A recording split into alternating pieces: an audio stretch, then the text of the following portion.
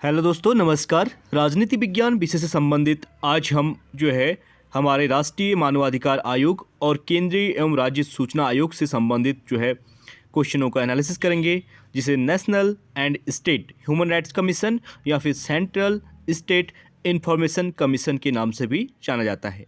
इससे पहली वाली क्लास में हमने लगभग सारे कमीशन कंप्लीट कर दिए थे, जैसे चाहे फाइनेंस कमीशन, वित्त आयोग हो, यूपीएससी, संघ लोक सेवा आयोग हो, या फिर अनुसूचित जाति और अनुसूचित जनजाति SC/SC कमीशन हो। ठीक है, और अन्य संबंधित जो भी कमीशन थे लगभग सभी कंप्लीट हो चुके हैं हमारे। तो 2-3 और बचे हैं, तो आज हम इसको स्टार्ट करते हैं। ठीक है, ह्यूमन राइट्स कमीशन और इंफॉर्मेशन कमीशन इंपॉर्टेंट होते हैं। कमीशन से क्वेश्चन हर एग्जाम में आपका पूछा जाता है। तो आज स्टार्ट करते हैं। हमारा पहला क्वेश्चन है, भारत में राष्ट्रीय मानवाधिकार आयोग का गठन हुआ था। तो भारत में राष्ट्रीय मानवाधिकार आयोग की बात कर रहा है। ठीक है, तो एक स्टेट मानवाधिकार आयोग भी होता है। तो राष्ट्रीय मानवाधिकार आयोग की जो शुरुआत हुई थी वो हुई थी 1993 में, 1993 ईस्वी में। सी इसका राइट आंसर हो जाएगा। आप देख सकते हैं राष्ट्रीय मानवाधिकार आयोग जो है एक स्वतंत्र वैधानिक संस्था है, जिसकी स्थापना मानव अधिकार संरक्षण अधिनियम 1993 के प्रावधानों के तहत 12 अक्टूबर 1993 को की गई थी। इसके द्वारा संविधान द्वारा दिए गए मानवाधिकारों जैसे जीवन का अधिकार, स्वतंत्रता का अधिकार और समानता का अधिकार आदि की रक्षा करता है, और इसका मुख्यालय नई दिल्ली में है। मोस्ट इंपोर्टेंट क्लास है भाई, आराम से देखिएगा। कमीशन बहुत इंपॉर्टेंट है, और इससे पहले अगर कमीशन आपको सभी रेट करने हैं, इससे पहली वाली क्लास में सारे कमीशन दिए गए हैं, उनको देख लीजिए, उसके बाद इसको देखिएगा, तभी आपको चीज़ें बेहतर तरीके से समझ में आएंगी। तो अगला है हमारा, राष्ट्रीय मानवाधिकार आयोग के अधिनियम 1993 के अनुसार निम्नलिखित में से कौन इस आयोग का अध्यक्ष बन सकता है। तो इस आयोग के अध्यक्ष के लिए जो है आपको केवल भारत के सेवानिवृत्त मुख्य न्यायाधीश होने की योग्यता होनी चाहिए। तो सी इसका राइट आंसर हो जाएगा। आप देख सकते हैं एक्सप्लेनेशन, राष्ट्रीय मानवाधिकार आयोग के अधिनियम 1993 के अनुसार आयोग एक बहुसदस्यीय संस्था है, जिसमें एक अध्यक्ष व 4 सदस्य होते हैं। इसे नोट डाउन कर सकते हैं। ह्यूमन राइट्स कमीशन में 1+4, 1 अध्यक्ष हो गया और 4 अन्य मेंबर हो गए। और आयोग का अध्यक्ष भारत का कोई सेवानिवृत्त मुख्य न्यायाधीश होना चाहिए। एक सदस्य उच्चतम न्यायालय में कार्यरत अथवा सेवानिवृत्त न्यायाधीश एक उच्च न्यायालय का कार्यरत या मुख्य न्यायाधीश होना चाहिए, तथा 2 अन्य व्यक्तियों को मानवाधिकार से संबंधित जानकारी अथवा कार्यानुभव होना चाहिए। मानवाधिकार संरक्षण संशोधन अधिनियम 2019 के अनुसार सर्वोच्च न्यायालय का कोई भी न्यायाधीश इस आयोग का अध्यक्ष बनने के लिए पात्र होगा। अगला है हमारा, निम्न पर विचार कीजिए और नीचे दिए गए कूट से सही उत्तर का चयन कीजिए। तो कथन दिया गया है, कारण स्टेटमेंट से संबंधित क्वेश्चन है। तो राष्ट्रीय मानवाधिकार आयोग का अध्यक्ष जो है वह व्यक्ति होता है जो भारत का मुख्य न्यायाधीश रह चुका हो, और कारण है उक्त आयोग के अध्यक्ष का कार्यकाल 5 वर्ष अथवा 70 वर्ष की आयु पर्यंत पद पर जो भी पहले हो धारित करता है। तो यहाँ पे दोनों स्टेटमेंट जो है दिए गए हैं, तो ए और आर दोनों क्या हो जाएंगे, यहाँ पे राइट हो जाएंगे। ठीक है, इसका कार्यकाल 5-70 होता है। ठीक है, ह्यूमन राइट्स कमीशन, आप इसका कार्यकाल 10 ओवर जो है बहुत आराम से नोट डाउन कर लीजिए। तो मोस्ट इंपोर्टेंट बहुत बार पूछा जाता है कि कार्यकाल, स्पेशली किसी का 5-65 होता है, ठीक है, 4-5-62 होता है, तो 5-70 ह्यूमन राइट्स कमीशन का है। आप इसका एक्सप्लेनेशन देख सकते हैं। राष्ट्रीय मानवाधिकार आयोग एक बहुसदस्यीय संस्था है, जिसमें एक अध्यक्ष और 4+ सदस्य होते हैं, 1+4। आयोग का अध्यक्ष भारत का कोई सेवानिवृत्त मुख्य न्यायाधीश होना चाहिए। आयोग के अध्यक्ष व सदस्यों का जो कार्यकाल है 5 वर्ष अथवा जब उनकी उम्र 70 वर्ष हो का होता है, यानी 5 वर्ष या 70 वर्ष जो भी पहले होता है वो होता है।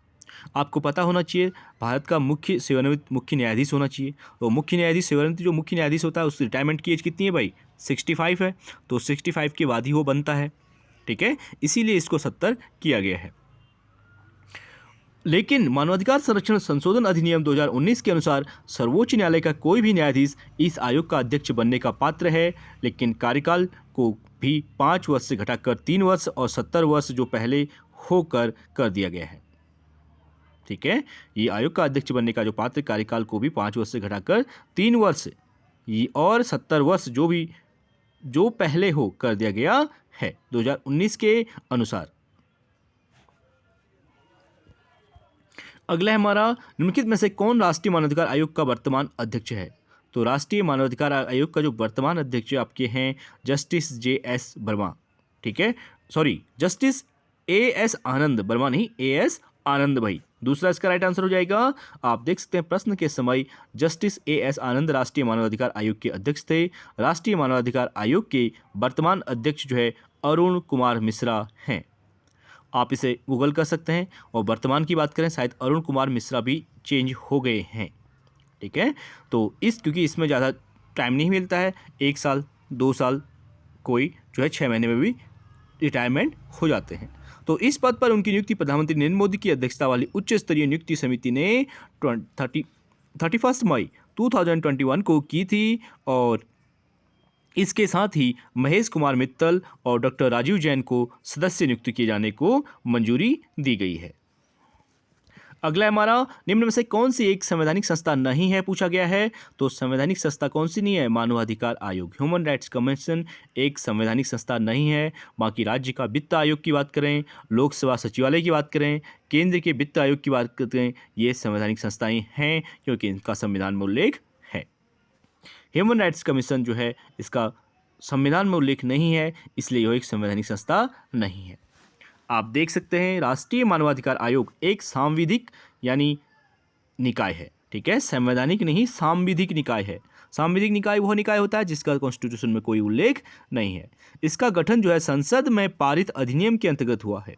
ये देखिए, इसका जो गठन किया गया संसद में बिल के माध्यम से, ठीक है, बिल पास कराया गया तब इसको बनाया गया, जिसका नाम था मानवाधिकार संरक्षण अधिनियम 1993। अगला है, मानव अधिकारों की अवधारणा का प्रमुख बल है। तो मानव अधिकारों की अवधारणा का जो प्रमुख बल है वो मानव होने के नाते मानव गरिमा पर हो जाएगा। डी इसका राइट आंसर हो जाएगा। आप देख सकते हैं यूपीपीसीएस मेंस में पूछा गया 2014 में, मानवाधिकारों की अवधारणा का प्रमुख बल मानव होने के नाते मानव गरिमा पर है। इसका आशय गरिमापूर्ण जीवन जीने से है। अगला है, राष्ट्रीय मानवाधिकार आयोग के बारे में निम्न कथनों पर विचार कीजिए बोल रहा है। तो राष्ट्रीय मानवाधिकार आयोग को देख लेते हैं भाई कौन कौन से कथन है। इसका अध्यक्ष सेवानिवृत्त भारत का मुख्य न्यायाधीश हो सकता है, बिल्कुल राइट स्टेटमेंट है। अगला है, प्रत्येक राज्य में इसका कार्यकाल मानवाधिकार आयोग के रूप में होता है, बिल्कुल ये भी राइट हो जाएगा। इसके पास केवल संस्तुति करने का अधिकार है, बिल्कुल राइट है। और यह विधिक रूप से आवश्यक है कि आयोग में सदस्य के रूप में एक महिला नियुक्त हो, बिल्कुल ये भी राइट है क्योंकि एक महिला होना भी जरूरी है, इसलिए चारों स्टेटमेंट यहाँ पर राइट हो जाएंगे। इसका राइट आंसर हो जाएगा ए, यानी राष्ट्रीय मानवाधिकार आयोग एक सांविधिक निकाय है, ना कि संवैधानिक।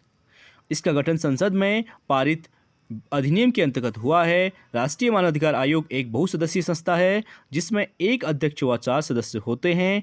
आयोग का अध्यक्ष भारत का कोई सेवानिवृत्त मुख्य न्यायाधीश होना चाहिए और आयोग की शक्ति सिफारिशी या सलाहकारी होती है। यह मानवाधिकार उल्लंघन के दोषी को दंड देने का अधिकार नहीं रखता है। आयोग में 4 पूर्णकालिक सदस्यों के अतिरिक्त 4 पदेन सदस्य भी होते हैं, जिसमें राष्ट्रीय अल्पसंख्यक आयोग, राष्ट्रीय अनुसूचित जाति आयोग व जनजाति आयोग, राष्ट्रीय महिला आयोग के अध्यक्ष अनिवार्य तौर सम्मिलित होते हैं। और मानव अधिकार संरक्षण अधिनियम 1993 न केवल केंद्र में अपितु राज्यों में भी मानवाधिकार आयोग की स्थापना का प्रावधान करता है। और मानवाधिकार संरक्षण संशोधन अधिनियम 2019 के अनुसार सर्वोच्च न्यायालय का कोई भी न्यायाधीश इस आयोग का अध्यक्ष बनने का पात्र होगा। अगला है हमारा, सूचना का अधिकार के संबंध में निम्नलिखित में से कथनों में से कौन सा सही है। तो इन्फॉर्मेशन कमीशन की बात करेंगे। सूचना का अधिकार से संबंधित यह एक विधिक अधिकार है, यह एक कानूनी अधिकार है, यानी सी इसका राइट आंसर हो जाएगा। आप देख सकते हैं यूपीपीसीएस प्री 2015 पूछा गया है। तो सूचना का अधिकार एक विधिक अधिकार है। भारत के संविधान में ऐसा कोई प्रत्यक्ष प्रावधान नहीं है जो नागरिकों को सूचना का अधिकार प्रदान करता हो, परंतु फिर भी यह अधिकार विचार एवं अभिव्यक्ति की स्वतंत्रता के अधिकार में अंतर्निहित है। इसकी गारंटी संविधान के आर्टिकल 19 क्लॉज 1 क्लॉज क में दी गई है।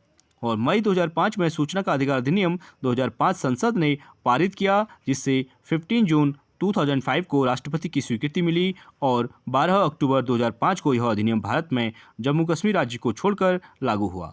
सूचना का अधिकार अधिनियम संविधान के आर्टिकल 2J के तहत अधिनियमित है। कब लागू हुआ था? 12 अक्टूबर 2005 को। ये डेट इंपोर्टेंट है। अगला क्वेश्चन है हमारा, संसद के सूचना अधिकार अधिनियम को भारत के राष्ट्रपति की स्वीकृति प्राप्त हुई थी। तो भाई भारत की राष्ट्रपति की स्वीकृति कब मिली थी? 15 जून 2005 को। सी इसका राइट आंसर हो जाएगा। अगले क्वेश्चन की बात करेंगे, भारत में सूचना का अधिकार किस वर्ष पारित किया गया था? तो कब हो जाएगा? 2005 यानी 2005 में, 12 अक्टूबर 2005 को। सी इसका राइट आंसर हो जाएगा। अगला है सूचना का अधिकार है, तो सूचना का अधिकार क्या है? एक विधिक अधिकार यानी कानूनी अधिकार। इसका बी इसका राइट आंसर हो जाएगा। अगला टॉपिक है हमारा लोकपाल और लोकायुक्त। यहाँ पे हमारा इंफॉर्मेशन कमीशन और दूसरा क्या था आपका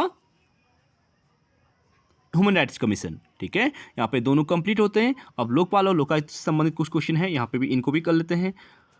निम्न में से किस राज्य में सर्वप्रथम लोकपाल या फिर लोकायुक्त कार्यालय की स्थापना हुई थी? ठीक है, लोकपाल केंद्र में होता है और लोकायुक्त जो होता है वो स्टेट में होता है। तो लोकायुक्त कार्यालय की स्थापना सबसे पहले महाराष्ट्र में हुई थी। ए इसका राइट आंसर हो जाएगा। आप इसका एक्सप्लेनेशन देख सकते हैं। महाराष्ट्र लोकायुक्त व उप लोकायुक्त अधिनियम 1971 के अधिनियम माध्यम से लोकायुक्त कार्यालय की स्थापना करने वाला प्रथम भारतीय राज्य है। जनवरी 1966 में प्रथम प्रशासनिक सुधार आयोग, पहले अध्यक्ष मोरारजी देसाई तथा बाद में अध्यक्ष हनुमंथैया थे, ने जहां केंद्रीय स्तर पर लोकपाल की सिफारिश की, वहीं कार्यों के लिए राज्य स्तर पर लोकायुक्त की सिफारिश की गई थी। यानी जो पहला हमारा ये लोकपाल और लोकायुक्त बनाने की मांग की थी, प्रथम प्रशासनिक सुधार आयोग के द्वारा की गई थी, जिसके अध्यक्ष मोरारजी देसाई को बनाया गया था। अगला है प्रशासनिक सुधार आयोग 1967, जिसने पहली बार लोकपाल या लोकायुक्त बनाने की संस्तुति की थी, के अध्यक्ष थे। तो कौन हो जाएंगे? मोरारजी देसाई। ए इसका राइट आंसर हो जाएगा। इंपोर्टेंट है लोकपाल और लोकायुक्त, भले ही यहाँ पे इंडिया में हमारे अभी लागू नहीं हुआ है, आपको पता है। ठीक है, ओम्बुड्समैन बहुत बार पूछा जाता है, स्वीडन से ठीक है, स्वीडन से हमने इसको एक्सेप्ट किया, 1809 में वहाँ लागू हुआ था, और इंडिया में हमारे अभी तक ये फोर्स में नहीं लागू हो पाया है। तो निम्नलिखित में से वे राज्य कौन हैं जिनमें लोक आयुक्त अधिनियम की परिधि में मुख्यमंत्री सम्मिलित हैं? तो इसका राइट आंसर एक भी नहीं है भाई। तो यहाँ पे एक्सप्लेनेशन देख लेते हैं। विभिन्न राज्यों में लोकायुक्त के कार्यक्षेत्र में समानता नहीं है। इस संबंध में बिंदु ध्यान देने योग्य हैं, जैसे हिमाचल प्रदेश, आंध्र प्रदेश, मध्य प्रदेश और गुजरात में मुख्यमंत्री को लोकायुक्त की परिधि में रखा गया है, जबकि महाराष्ट्र, उत्तर प्रदेश, राजस्थान, बिहार, उड़ीसा में मुख्यमंत्री लोकायुक्त के क्षेत्र से बाहर है। सर्वप्रथम लोकायुक्त का गठन जो है 1971 में महाराष्ट्र में हुआ था। तो भाई यहाँ पर मुख्यमंत्री को लोकायुक्त की परिधि में नहीं रखना चाहिए। ठीक है, तो पहले में रखा गया है, दूसरे में नहीं रखा गया है, इन स्टेटों में, कुछ स्टेटों में रखा गया है। और तीसरा बात है, हिमाचल प्रदेश, आंध्र प्रदेश, गुजरात, उत्तर प्रदेश और असम राज्यों में विधानसभा सदस्यों को लोकायुक्त के दायरे में रखा गया है। ये देखिए कितनी विडंबना है। इसलिए प्रश्न में दिए गए विकल्प में गुजरात व मध्य प्रदेश राज्य लोकायुक्त अधिनियम की परिधि में मुख्यमंत्री सम्मिलित हैं, परंतु राज्यों के नाम एक जोड़े के रूप में दिए गए हैं अथवा विकल्प कोई भी मैच नहीं हो रहा है।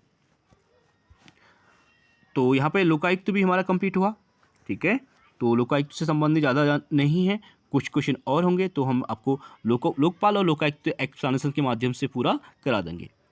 अगला है विभिन्न महत्वपूर्ण आयोग यानी वेरियस इंपोर्टेंट कमीशन, जो सभी कमीशनों का, ठीक है, आप कहेंगे एक तरीके से निचोड़ इसमें सम्मिलित है, तो ये सभी करा देते हैं। तो निम्नलिखित पर विचार कीजिए था, उनको सही क्रम में व्यवस्थित कीजिए। इनको भाई सही क्रम में लगाने की बात कर रहा है, आपको देख लेते हैं। इसका ए राइट आंसर है। सबसे पहले आपका गोरखनाथ वाद आ जाएगा, वर्ष 1967 में आया था। उसके बाद 24वां संविधान संशोधन अधिनियम 1971 में आया था। उसके बाद केशवानंद भारती वाद, मोस्ट इंपोर्टेंट, जिस आपको पता है 1973 में आया था। और अंत में 42वां संविधान संशोधन, जिसे मिनी कॉन्स्टिट्यूशन भी कहते हैं, 1976 में आया था। अगला है निम्नलिखित में से कौन से आयोग या समिति की सिफारिश पर भारत में अंतर्राज्यीय परिषद की स्थापना की गई थी? तो अंतर्राज्यीय परिषद की स्थापना भारत में जो है सरकारी आयोग यानी डी राइट आंसर इसका हो जाएगा, सरकारी आयोग की सिफारिश पर। आप देख सकते हैं भारतीय संविधान के आर्टिकल 263 के अंतर्गत राज्यों के मध्य तथा केंद्र एवं राज्यों के मध्य समन्वय स्थापित करने के लिए अंतर्राज्यीय परिषद की स्थापना का प्रावधान किया गया था। और राष्ट्रपति यदि किसी समय यह आवश्यक समझे कि ऐसा परिषद का गठन सार्वजनिक हित में है तो वह इसका गठन कर सकता है, और इसकी सिफारिश पर सरकारी आयोग द्वारा की गई थी, जिसके आधार पर वर्ष 1990 में बीपी सिंह के नेतृत्व वाली जनता दल सरकार द्वारा अंतर्राज्यीय परिषद का गठन किया गया और इसका अध्यक्ष प्रधानमंत्री होता है। और पुंछी आयोग सरकारी आयोग की रिपोर्ट के बाद केंद्र और राज्यों के संबंधों पर पुनर्विचार हेतु केंद्र सरकार द्वारा 27 अप्रैल 2007 को गठन किया गया था। मोस्ट इंपोर्टेंट, इसका डेट भी पूछी गई एग्जाम में। वहीं राजमंडल समिति को तमिलनाडु सरकार ने 22 सितंबर 1969 में राज्यों को अधिक स्वायत्तता प्रदान करने के लिए सुझाव देने हेतु गठित किया गया था।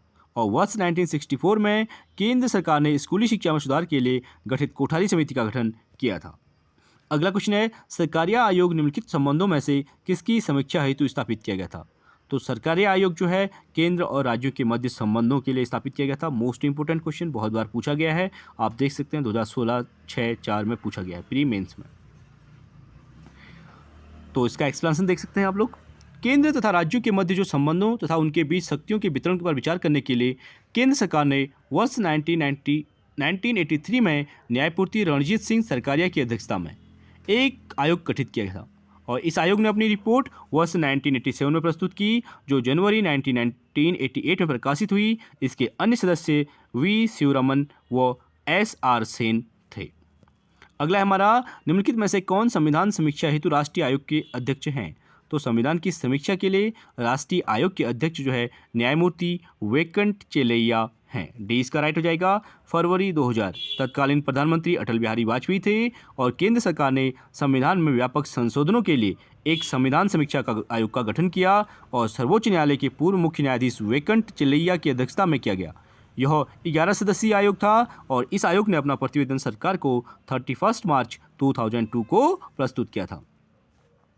अगला है हमारा, निम्नलिखित में से प्रथम पिछड़ा वर्ग आयोग के अध्यक्ष कौन थे?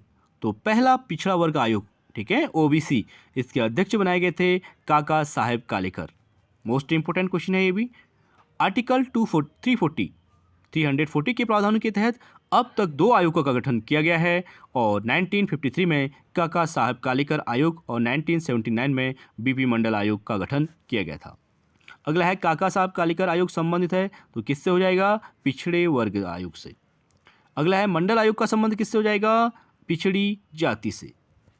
1977 में केंद्र में पहली बार जनता पार्टी की सरकार सत्ता में आई और 1 जनवरी 1979 को बिंदेश्वरी प्रसाद मंडल की अध्यक्षता में पिछड़ा वर्ग आयोग का गठन किया गया। तात्पर्य है कि आयोग ने अपनी रिपोर्ट 31 दिसंबर 1980 को राष्ट्रपति को दी और आयोग ने पिछड़ी जातियों को परिभाषित किया तथा उनकी पहचान के लिए मानदंड प्रस्तुत करते हुए 3743 जातियों को पिछड़ा वर्ग घोषित किया और काका कालेकर आयोग ने 2399 जातियों को पिछड़ी जाति घोषित किया था। अगला है, निम्नलिखित में से किसमें उच्चतम न्यायालयों के न्यायाधीशों की नियुक्ति में कार्यपालिका, विधायिका और मुख्य न्यायाधीश की भागीदारी की अनुशंसा की गई है? तो अनुशंसा की गई है, पहला है संविधान के कार्यान्वयन के पुनरीक्षण का राष्ट्रीय आयोग, दूसरा है राष्ट्रीय न्यायिक आयोग, और तीसरा है आपका द्वितीय प्रशासनिक सुधार आयोग। मोस्ट इंपोर्टेंट, ठीक है, तो सी इसका राइट आंसर हो जाएगा, द्वितीय प्रशासनिक सुधार आयोग। द्वितीय प्रशासनिक सुधार आयोग के द्वारा उच्चतर न्यायालयों के न्यायाधीशों की नियुक्ति में कार्यपालिका, विधायिका एवं मुख्य न्यायाधीश की भागीदारी की अनुशंसा की गई है। अगला है हमारा, निम्नलिखित में से कौन से संवैधानिक प्राधिकरण हैं? तो संवैधानिक प्राधिकरणों की बात करें, पहला है राज्य निर्वाचन आयोग, दूसरा है वित्त आयोग और चौथा है पंचायत। ये जो है संवैधानिक प्राधिकरण है। मुख्य निर्वाचन अधिकारी भाई संवैधानिक प्राधिकरण नहीं है, आप देख सकते हैं, सी इसका राइट आंसर हो जाएगा। राज्य निर्वाचन आयोग एक संवैधानिक निकाय है, ठीक है, न कि प्राधिकरण। इसका उल्लेख भी आर्टिकल 324 में है और वित्त आयोग भी एक संवैधानिक निकाय है। इसका उल्लेख भारत के संविधान में आर्टिकल 280 के अंतर्गत अर्ध न्यायिक निकाय के रूप में किया गया है। इसका गठन राष्ट्रपति के द्वारा हर 5 वर्ष या फिर आवश्यकता के अनुसार उसमें पहले किया जाता है। और मुख्य निर्वाचन अधिकारी का वर्णन भी संविधान के आर्टिकल 324 क्लॉज 2 में किया गया है, परंतु यह प्राधिकरण नहीं है। अगला है, निम्नलिखित में से कौन सा युग्म सुमेलित नहीं है पूछ रहा है, तो देख लेते हैं, इंपॉर्टेंट है यहाँ से भी। केंद्रीय अन्वेषण ब्यूरो, ठीक है, तो केंद्रीय अन्वेषण ब्यूरो की स्थापना 1963 में की गई थी, ये राइट है। केंद्रीय सतर्कता आयोग आपको पता है, ठीक है, सतर्कता आयोग जो सेंट्रल विजिलेंस कमीशन की स्थापना 1964 में की गई थी, ये भी राइट हो जाएगा। तीसरा है भ्रष्टाचार निरोधक कानून 1985, ये भाई रॉन्ग हो जाएगा। भ्रष्टाचार निरोधक कानून जो लाया गया था 1985 में नहीं लाया गया था, ठीक है, ये लाया गया था 1988 में, इसलिए रॉन्ग हो जाएगा। और प्रवर्तन निदेशालय ED, ठीक है, आज ईडी जो है बहुत धमाके से काम कर रही है। तो ईडी की स्थापना की गई थी 1956 में। प्रवर्तन निदेशालय की स्थापना 1956 में की गई थी और एलआईसी की स्थापना भी 1956 में की गई थी। आप इसको इस तरीके से याद कर सकते हैं, जब एलआईसी की स्थापना हुई तब ईडी की स्थापना भी की गई थी। अगला क्वेश्चन है हमारा, भारतीय संविधान का कौन सा आर्टिकल केंद्रीय सतर्कता आयोग का वर्णन करता है? तो सेंट्रल विजिलेंस कमीशन की बात करेंगे तो उपयुक्त में से कोई भी नहीं, ठीक है, डी इसका राइट आंसर हो जाएगा। आप देख सकते हैं इसका आर्टिकल में कोई उल्लेख नहीं है, क्योंकि केंद्रीय सतर्कता आयोग केंद्र सरकार के अंतर्गत सभी सतर्कता गतिविधियों की निगरानी करता है और सतर्कता आयोग सरकार द्वारा 1964 में के संतानम की अध्यक्षता वाली भ्रष्टाचार निरोधक समिति की सिफारिशों पर स्थापित किया गया था। संसद द्वारा अधिनियमित केंद्रीय सतर्कता आयोग अधिनियम 2003 द्वारा इसे संवैधानिक दर्जा प्रदान किया गया था। यह आयोग भ्रष्टाचार की जांच करने की शक्ति रखता है। इसका वर्णन संविधान के किसी भी अनुच्छेद में नहीं है। अगला है,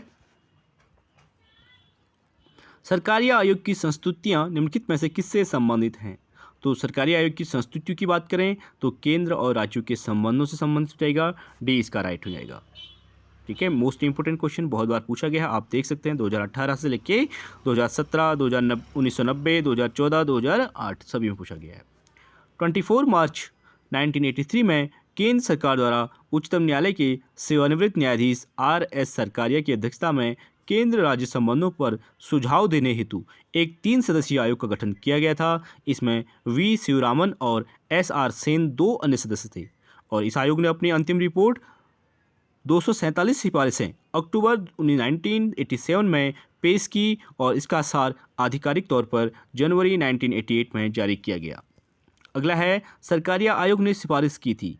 तो सरकारिया आयोग ने सिफारिश की थी मजबूत केंद्र के रूप में, ए इसका राइट आंसर हो जाएगा। सरकारिया आयोग ने कहा कि देश की एकता और अखंडता के लिए मजबूत केंद्र का अनिवार्य होना जरूरी है। अगला है, राजमन्दार समिति का सुझाव था। तो राजमन्दार समिति भी इंपॉर्टेंट है, जिसकी स्थापना 1969 में की गई थी। इसका जो सुझाव था, वित्त आयोग स्थायी रूप से स्थापित हो और राज्यों को वित्तीय सहायता मिले। तो यहाँ पे दोनों स्टेटमेंट राइट हो जाएंगे, यानी ए और बी दोनों सत्य है, सी इसका राइट आंसर हो जाएगा। आप देख सकते हैं सितंबर 1969 में तमिलनाडु की DMK सरकार ने श्री PV राजमन्दार की अध्यक्षता में 3 सदस्यों डॉक्टर लक्ष्मण स्वामी मुदालियर, PC चंद्रा रेड्डी की एक समिति बनाई और इस समिति का सुझाव था कि वित्त आयोग स्थायी रूप से स्थापित किया जाए तथा राज्यों के पक्ष में करों का पहले से अधिक वितरण हो ताकि उन्हें केंद्र पर कम से कम निर्भर रहना पड़े। अगला है, सरकारी आयोग का मुख्य उद्देश्य क्या था? तो सरकारी आयोग का जो मुख्य उद्देश्य था वो था केंद्र और राज्यों के संबंधों से संबंधित, सी इसका राइट आंसर हो जाएगा। सरकारी आयोग का मुख्य उद्देश्य केंद्र राज्य संबंधों से संबंधित शक्ति संतुलन पर अपनी संस्तुति देना था। सरकारी आयोग का गठन जून 1983 में भारत सरकार द्वारा सर्वोच्च न्यायालय के सेवानिवृत्त न्यायाधीश न्यायमूर्ति रणजीत सिंह सरकारिया की अध्यक्षता में किया गया था। और प्रथम पिछड़ा वर्ग आयोग के अध्यक्ष जो है कौन थे? वो थे काका कालेकर। प्रथम पिछड़ा वर्ग आयोग के अध्यक्ष काका कालेकर थे। इसका गठन 1953 में किया गया था और इस आयोग ने अपनी रिपोर्ट वर्ष 1955 में केंद्र सरकार को सौंप दी थी। तो चलिए फ्रेंड्स, आज के लिए इतना ही। आई होप वीडियो पसंद आई होगी। प्लीज़ आप लोग वीडियो जो है लाइक और शेयर सब्सक्राइब जरूर करें। Thank you so much. और अगली क्लास में हम राजनीतिक गतिशीलता, पॉलिटिकल डायनामिक्स से संबंधित जो है जो प्रेशर ग्रुप हैं और अन्य संगठन हैं उनसे संबंधित क्वेश्चनों को एनालिसिस करेंगे। तो आज के लिए इतना ही। Thank you.